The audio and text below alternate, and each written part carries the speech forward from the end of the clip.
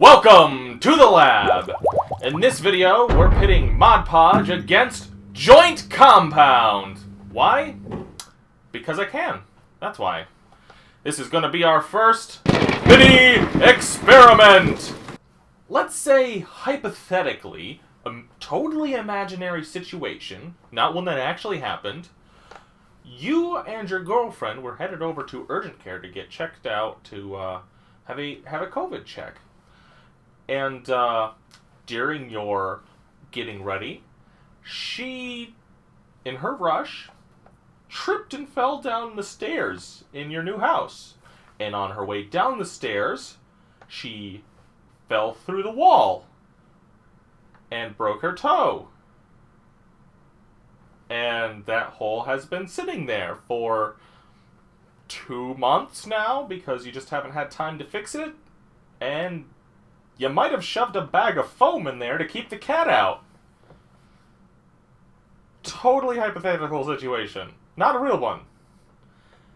What would it take to fix that? Could Mod Podge fix that situation?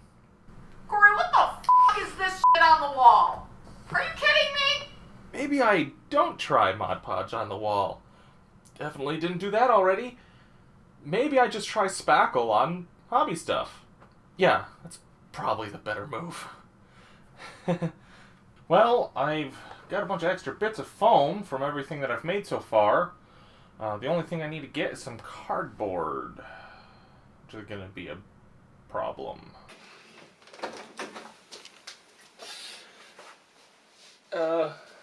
Ignore the mess.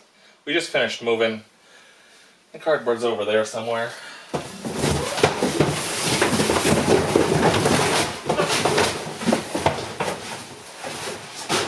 Got it!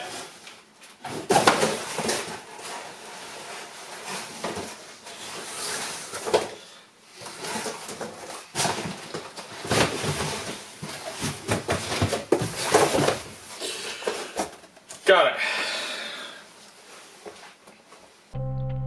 Alright, so the first thing I did was make a grid here. You'll see that on the left hand side we have adhesion, both small and large areas. Then we have protective durability, details, like how well fine details that you've carved into the material show up, and then texture, which is how does the material that you're putting on your foam or cardboard make textures. Then I separated the different columns into foam and cardboard, F and C. Then you'll see that by volume, I made sections for 100% Mod Podge, 75 to 25% joint compound, 50-50, and then all the way up to 100% joint compound. And yeah, so I got these little plastic cups from the dollar store, and then I filled them up to the bottom line and then mixed it. And then use those measurements to get everything done. And you'll see here, I covered the foam as much as I could for the protective durability. And everywhere else, I just covered the details, or the areas that were necessary. So I'm sticking, I just stuck 2 pieces of cardboard together, 2 pieces of foam. There you go. At the top, you'll notice I put the times when I covered. I judged the dryingness of the protective durability, and this is the control of how well the foam, small bits and large bits, break. But yeah, so that's, and you'll see for the most part that the Mod Podge, like you just saw there with the first break, didn't fail. It was the foam that failed. So the material itself was great. You'll see here, cardboard, not much to damage. You can squeeze it, you can crinkle it, and you can rip it, but it's not just gonna pull apart unless you pull it at the seams. Or you rip it sideways, which you see there, which again, the Mod Podge didn't fail, the cardboard ripped. There you saw 2 large pieces stacked on top of each other, how it broke. Mod Podge did pretty well. Again, you'll see a reoccurring theme here. The material breaks that, like either the cardboard or the foam, but the actual Mod Podge itself hardcore. The Mod Podge and joint compound mixture doesn't break. You'll see some are stronger than others. That one ripped off the whole chunk. Watch this. This is just 25% joint compound. Look how strong that layer is. It's crazy. Boom. Look. Even with 25% joint compound, I was very surprised. I didn't expect this.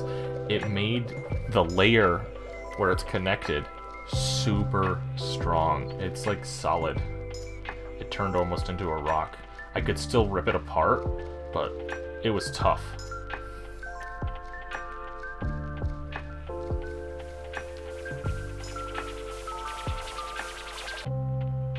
This one I was surprised with a little bit with the cardboard. As we did go up in percentage of joint compound, it started to get a little more crumbly on the foam, and it didn't dry.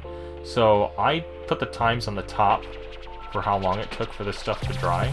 And you'll see Mod Podge obviously won with short duration. But once you start getting up to the more joint compound, this was sitting for 48 hours. I left it for 2 days because I was too busy to work with it. And some of the insides were still not dry. Joint compound takes a long time. Because right there, you'll see. You saw that. It was still wet in the middle. No air in. But, because there's so many holes through cardboard, it dried solid. And so with more joint compound, it turned into even more of a rock.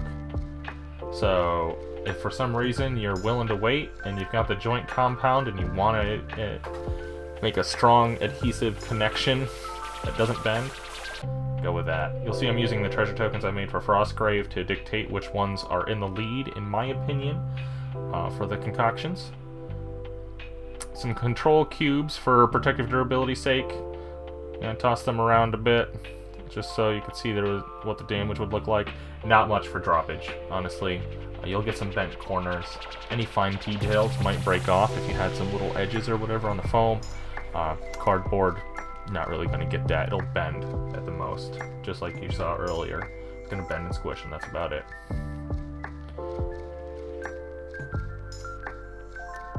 They cut into really easy.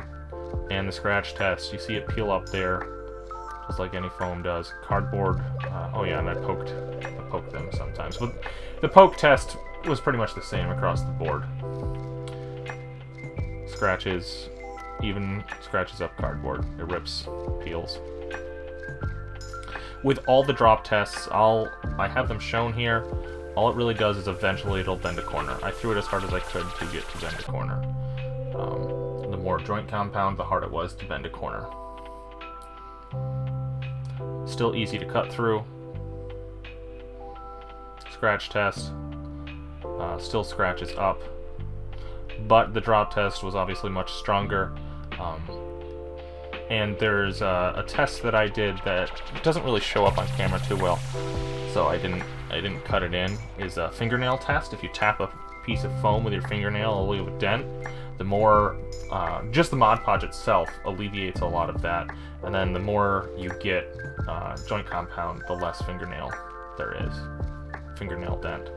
You'll see there that even just the Mod Podge is protective enough. When I pushed the blade in, not just sliced, but pushed the blade by itself, it bent the foam, right? And then on the normal foam, it would just cut into it. So even Mod Podge has a good layer protection. The more joint compound you get too, when I try to slice into the foam, the less it bends, and the more it just gives. But it resists. So it has resistance, but it doesn't bend the foam. It's harder to dig into this with the knife. Oh, watch this. Scratch test. Oh, look at that. Look at that. I was pushing really hard here with the corner.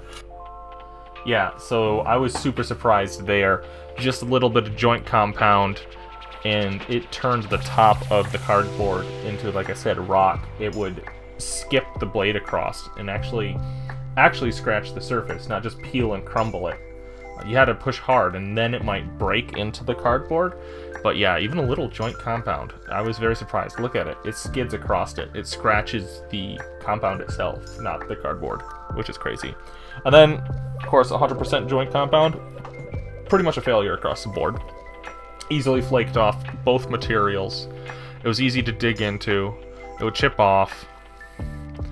So anything for adhesion or protective durability, 100% joint compound is not where it's at all.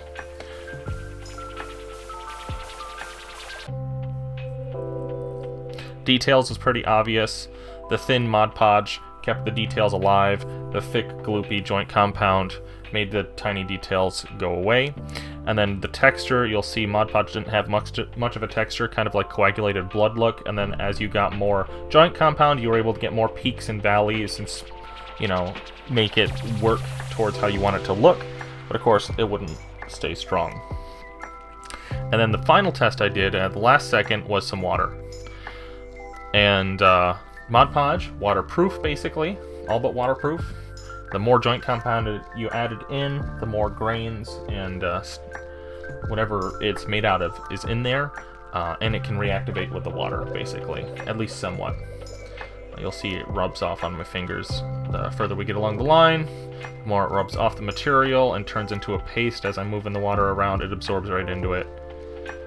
Whereas the first one, the cardboard only got wet, where the water went past the Mod Podge and actually hit the cardboard. All in all, we got a final view here coming up. It looks like time goes towards Mod Podge because it's the shortest time. And then just look where the treasure tokens are and you'll see the final view of what got what. It's pretty surprising, honestly, that joint compound made such a huge difference. I mean, I guess it shouldn't be, but yeah. Well, thanks for checking out my first experiment on this channel. You know, this whole ordeal, I learned a little more than I thought I would. I honestly thought it was just going to be almost a waste of time, but who knew? If there's any other tests or experiments that you'd like me to try, feel free to leave a comment below, whether it be for minis or crafting stuff. Don't forget to like and subscribe, and remember, experiment with your hobby.